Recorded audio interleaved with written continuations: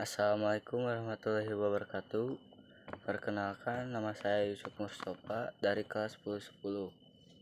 Saya akan mempresentasikan penyakit batuk.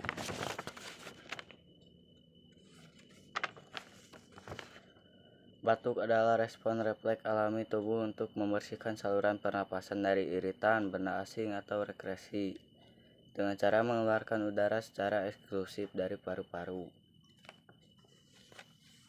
Penyebab batuk: 1. Zat asing atau iritan, debu, asap, polusi, gas, atau benda asing yang terhirup. 2. Patogen, kuman seperti bakteri, virus, atau mikroba lain yang menyebabkan infeksi.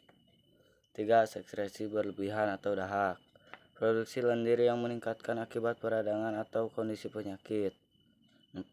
Postnasal drip, aliran lendir dari hidung yang turun ke tenggorokan. 5. Inflamasi, peradangan pada tenggorokan atau saluran napas.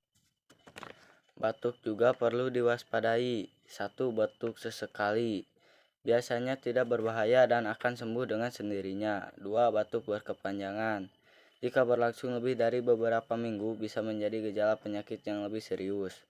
3. Batuk kronis, batuk yang berlangsung lebih dari 8 minggu. Sekian presentasi dari saya. Wassalamualaikum warahmatullahi wabarakatuh.